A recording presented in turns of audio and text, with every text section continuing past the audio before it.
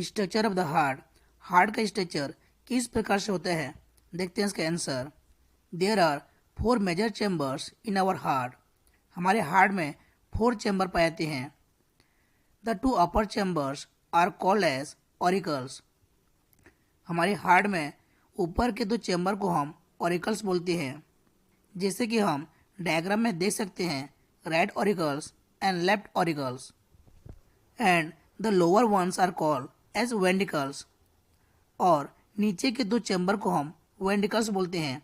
जैसे कि हम डायग्राम में देख सकते हैं, right ventricles and left ventricle. There are walls between auricles and ventricles. Means right auricles और राइट वेंट्रिकल्स, इन दोनों के बीच में एक वॉल पाया जाता है। उसी प्रकार लेफ्ट ऑरिकल्स और लेफ्ट वेंट्रिकल्स, इन दोनों के बीच में भी एक वॉल पाया जाता है। As well as between auricles and blood vessels. उसी प्रकार ऑरिकल्स और ब्लड वेसल्स के बीच में भी एक वॉल पाया जाता है। और ventricles and blood vessels that arrest backflow of blood. इसी प्रकार वेंट्रिकल्स और ब्लड वेसल्स के बीच में भी एक वॉल पाया जाता है, जो कि ब्लड के बैकफ्लो को रोकता है। मीन्स ब्लड केवल एक ही डायरेक्शन में ही फ्लो होता है। जैसे कि ब्लड केवल राइट ऑरिकल से राइट वेंट्रिकल में ही फ्लो होता है, उसी प्रकार ब्लड जो है लेफ्ट ऑरिकल से केवल लेफ्ट वेंट्रिकल में ही फ्लो होता है। ब्लड कभी भी राइट वेंट्रिकल से राइट ऑरिकल में फ्लो नहीं होता है।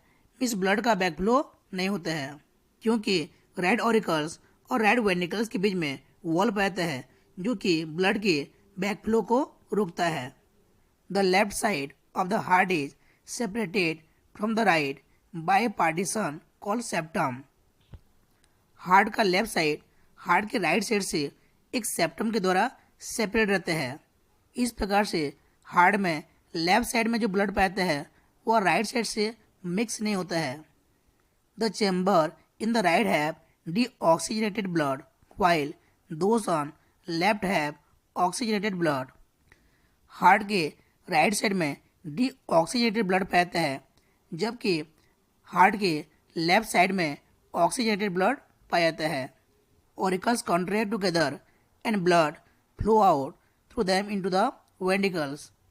दोनों ऑरिकल्स जब कॉन्ट्रैक्ट करते हैं तो ब्लड जो है दोनों ऑरिकल से वेंट्रिकल्स में आ जाते हैं।